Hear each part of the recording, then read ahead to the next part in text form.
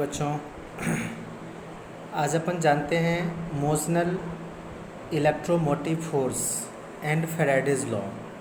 ठीक है, इसके थ्रू अपन एक्चुअली मोशनल ईएमएफ की बात करते हैं, इसलिए अपन इसको जानते हैं। देखिए इसमें होता क्या है।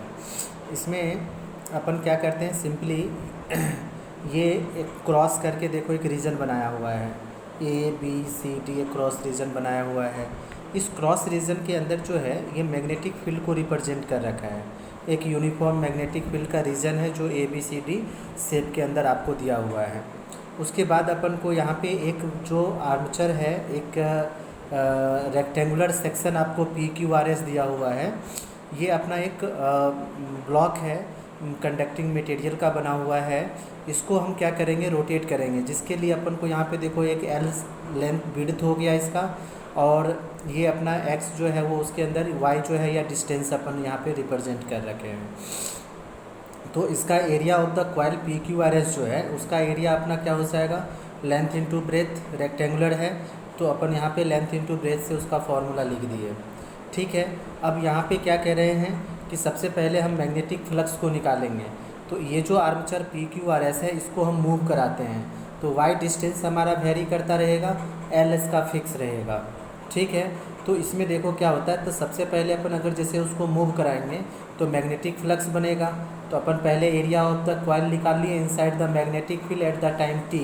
तो delta S is equal to Q R into में आर एस डैश, ये फिगर में दिया हुआ है, आपको वहाँ से देखना है। ठीक है, इसको एल इंटू वाई कह दिए। अब कहते हैं अपन को magnetic flux linked with the coil at any time T.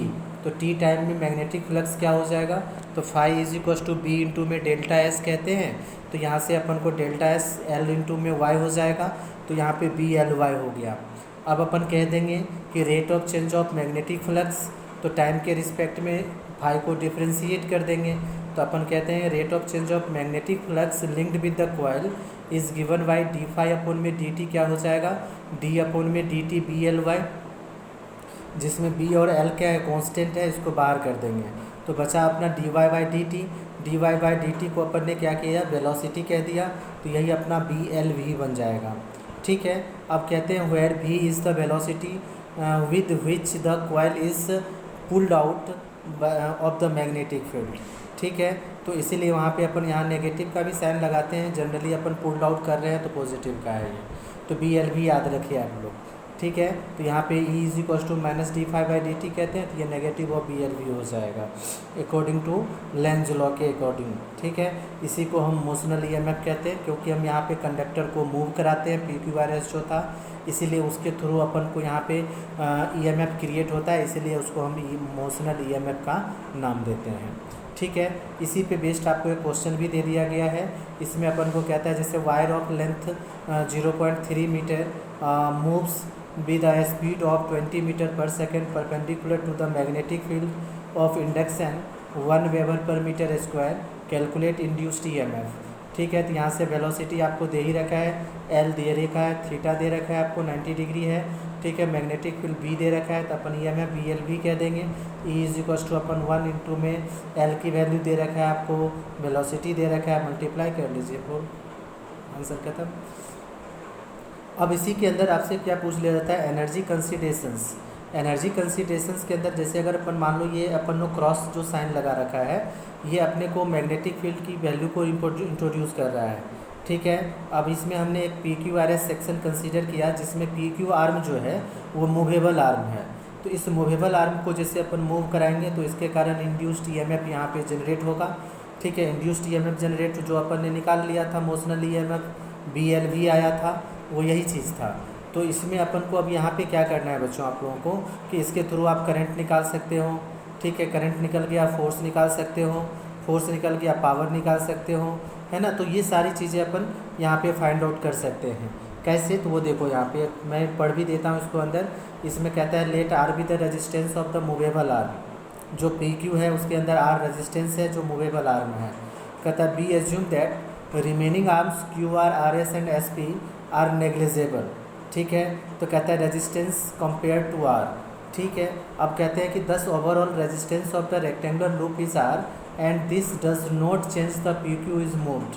तो current I in the loop हो जाएगा EMF अपॉन में आर, EMF अपना BLV अपॉन में BLV होता है तो अपॉन में आर कह देंगे। ठीक है, उसके बाद अपन कहते हैं कि magnitude of this force is given by magnetic force, तो वो F is equal to ILB होता है। आई अपन को पता चल गया, BLV अपॉन में आर है, इस आई की जगह अपन BLV अपॉन में आर पुट कर देंगे, तो ये हो जाएगा अपने को LB पहले से था तो B² L² इंटू में V अपॉन में आर हो जाएगा।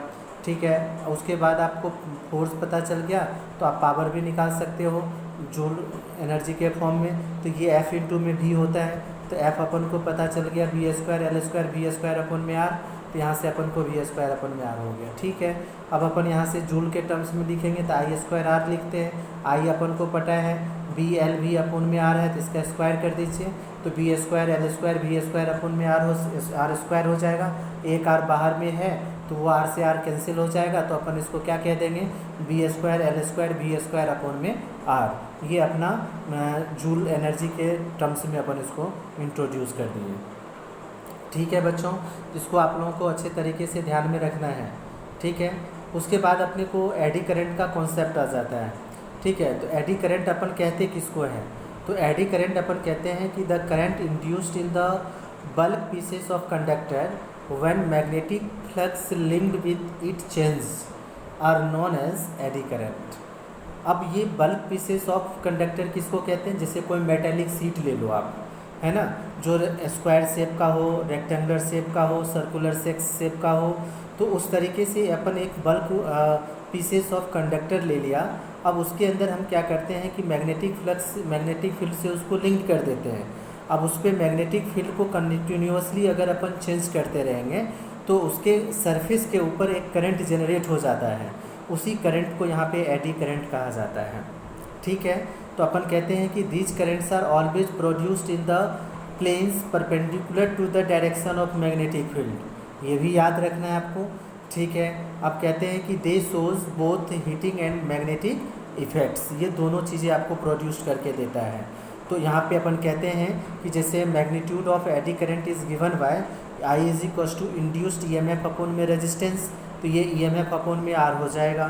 तो अकॉर्डिंग टू फैराडे अपन को क्या कहता है कि EMF is equal to minus के d∅ अपॉन में dt, तो आई इज इक्वल टू अपन क्या कहेंगे माइनस के d∅ अपॉन में dt अपॉन में आर। क्लियर है? ठीक है, तो अपन कहते हैं कि direction of eddy current can be given by the Lenz law और Fleming right hand rule.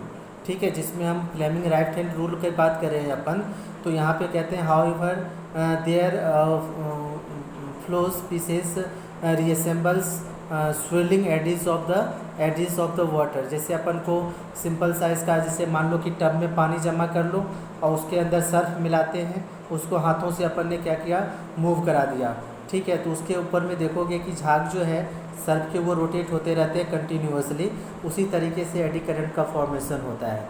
Generally ये फोकल्ट करंट के नाम से भी जानता है, क्योंकि उसका नाम था साइंटिस्ट का फोकल्ट, वो 1895 में इसको दिया था, इसीलिए इसको फोकल्ट करंट के नाम से भी अपन जानते हैं।